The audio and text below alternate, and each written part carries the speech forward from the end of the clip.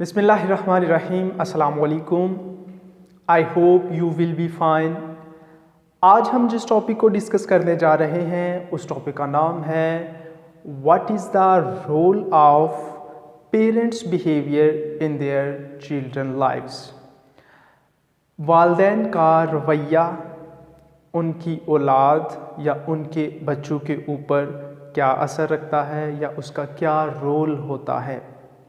यानी पेरेंट्स को औलाद से नाउम्मीदी कब होती है? जब वो कंपैरिजन करते हैं अपनी औलाद का दूसरों के साथ। हाँ जी, फलां का बच्चा देखो कितना अच्छा पढ़ रहा है और तुम तो कुछ भी नहीं पढ़ते। जब इस तरह का कंपैरिजन आता है ना, पेरेंट्स करवाते हैं बच्चों का, तो वो चीज़ बच्चों के लिए बड़ी जो है वो नागवार सी होती है। सो कंपैरिजन आप अपने पॉइंट ऑफ व्यू से एक अच्छी पहलू का करना चाह रहे होते हैं। हाँ, कंपैरिजन कर रहे, लेकिन तनकीद ना करें बच्चों के ऊपर। आप कंपैरिजन करते हैं, एक तनकीदी कंपैरिजन करते हैं, जिसकी वजह से बच्चे जो है वो इस चीज़ से इरिटेट होते हैं। बच्चे क्या कहना शुरू कर देते हैं, अच्छा फलां का बच्चा ये कर रहा है तो अम्मी या अब्बू ये भी तो देखें कि फलां के बच्चे से मैं कितना बेहतर हूँ। सो जहाँ पे आप उसको क्रिटिसाइज करके तनकीद करके डिग्रेड कर रहे हैं, वहीं पे अप्रिशिएट करना भी सीखें। जैसे ही आप उसको अप्रिशिएट करेंगे कि नहीं बेटा, अगर तुम उस बच्चे से थोड़ा सा डाउन हो या तुम उससे थोड़ा कम हो स्टडी से लेके या कुछ और मामलात हैं उनसे थोड़ा पीछे हो, तो फलां बच्चे से तुम बेहतर भी हो, लेकिन कोशिश तुमने ऐसे करनी है कि फलां बच्चे से आगे निकलना है आपने। यानी कि एक पॉजिटिविटी होनी चाहिए आपके बिहेवियर में। ये नहीं होना चाहिए कि हाँ फलां का बच्चा ये और तुम तो नकम्मे हो, तुम तो ये हो, तो तुम तो वो हो।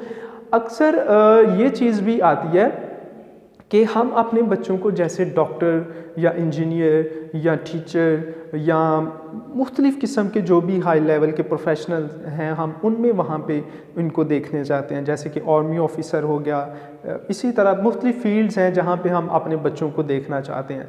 बाज़ बच्चों का बाज़ पेरेंट्स का ये होता है कि वो अपने बच्चों को हिफ्ज़ कुरान बनाना चाहते हैं, यानी हाफिज़ बनाना चाहते हैं।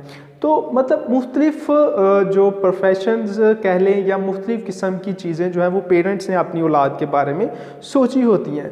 लेकिन अलमिया ये है कि क्या पेरेंट्स अपने बच्चों को उन प्रोफेशन वाली रिस्पेक्ट देते हैं? जैसे कि सिंपल है, एक बच्चा है, आप उसको हिफ्ज़ कुरान करवाना चाहते हैं, हाफिज़ बनाना चाहते हैं, तो क्या घर में उसकी इज़्ज़त वो वाली है? सोचने वाली बात है कि जैसे अगर आप ये चाहते हैं कि हमारा बच्चा जो है वो इस प्रोफेशन को लेके आगे निकले, तो कोशिश ये करें कि अपने बच्चों को वो वाला मुकाम, वो वाली रिस्पेक्ट दें, ताकि बच्चे को भी पता चले कि ये प्रोफेशन जो है वो कितना इम्पोर्टेंट है या इसकी सोसाइटी के अंदर क्या रिस्पेक्ट है, क्या वैल्यू है, क्या वर्थ है। अगर आप उसको हाफिज़ बनाना चाहते हैं, लेकिन आए दिन आप उसको डांट डपट रहे हैं, आए दिन आप उसको क्रिटिसाइज़ कर रहे हैं, चाहे आपके नज़दीक वो एक पॉजिटिविटी है जिस पहलू की तरफ आप उसको लेके जाना चाह रहे हैं, लेकिन वो पॉजिटिविटी आपकी नेगेटिविटी में तब्दील हो रही है बच्चे की नज़र में। उसकी रीज़न आपका बिहेवियर है। आपका बहुत ज़्यादा उसके ऊपर दबाव डालना हो सकता है। लेकिन अगर इसी तरह, जैसे तो ये हाफिज़ कुरान की बात करें, अगर आप अपने बच्चे को डॉक्टर बनाना चाह रहे हैं, तो क्या आप उसको जो सोसाइटी के अंदर एक अच्छे डॉक्टर की इज़्ज़त है, रिस्पेक्ट है, वैल्यू है, क्या आप उसको वो रिस्पेक्ट वैल्यू दे रहे हैं? ये चीज़ सोचने की चीज़ें हैं। सबसे पहले आपको ये भी सोचना है कि हमें भी अपने बच्चे को रिस्पेक्ट देनी है। अगर आप अपने बच्चे को रिस्पेक्ट दोगे तो तब ही वो आपकी बात को वैल्यूएबल बनाएगा जो आप उससे एक्सपेक्ट करते हैं।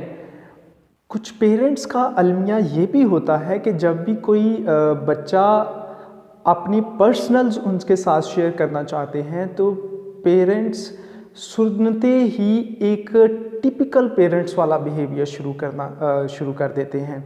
फ़ौरन से उसको डांटना शुरू कर देते हैं कि ये चीज़ बहुत गलत है, तुमने ऐसे, तो तुमने फ़लाँ, तो तुम ये, तो तुम वो, इस तरह का बिहेवियर फ़ौरन से शुरू कर देते हैं, जो कि नहीं होना चाहिए। मेरा तो ये मानना है कि मैं तो यहाँ तक कहता हूँ कि अगर आपका बच्चा या बच्ची आपके पास ये चीज़ लेके आता है कि उसने अपनी लाइफ में कोई लाइफ पार्टनर सेलेक्ट किया हुआ है, तो उस तरह की बात को भी बड़े ध्यान से सुने, क्योंकि आजकल जो ट्रेंड इन है हमारी सोसाइटी के अंदर, वो ट्रेंड इसी किस्म का बहुत ज़्यादा इन है।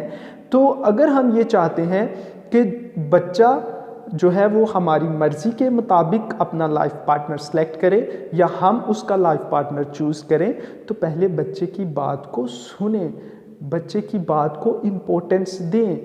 अमूमन ये वाली चीज़ें जो होती हैं, बच्चा जो हमें लगता है कि अभी इसकी एज नहीं है, तो वो 16 से ऑनवर्ड 20 तक का एक पीरियड या ड्यूरेशन हो सकता है, जहाँ पे हमें ये लगता है कि अभी बच्चे की पढ़ने की एज है, हमें बच्चे को इस तरफ नहीं आना चाहिए या इस तरह की चीज़ें जो है वो नहीं सोचनी चाहिए।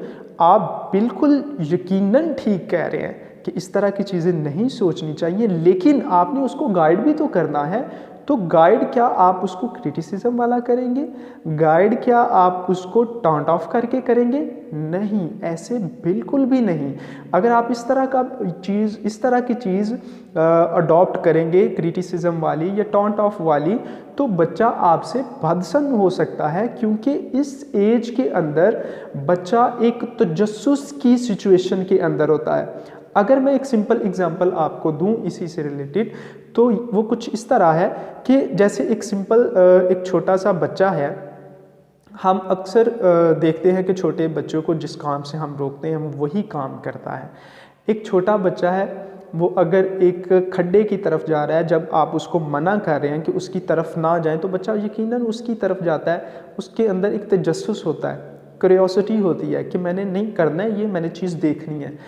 खैर, जब आप उसको नहीं मना करते, जब वो उस चीज़ की तरफ जाता है, खड्डे में गिरता है, वापस आता है रोता हुआ, आप उसको कहते हैं बेटा जाओ उधर, कभी नहीं जाएगा वो।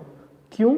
क्योंकि उसका उसके अंदर एक तजस्सुस था ना, वो चीज़ ख़त्म हो गई, उसका तजस्सुस ख़त्म हो गया।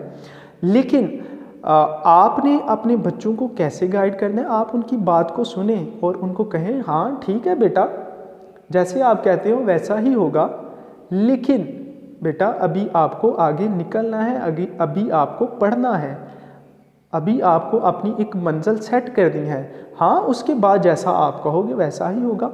तो तब तक वो बच्चा एक मैच्योरिटी के लेवल तक पहुंच चुका होता है, और जैसे ही वो मैच्योरिटी के लेवल तक पहुंच जाता है, तो तब वो अपना वो डिसीजन करने के काबिल हो जाता है कि जो उसके लिए वाकई में बेहतर होता है, उसके पेरेंट्स के लिए बेहतर होता है।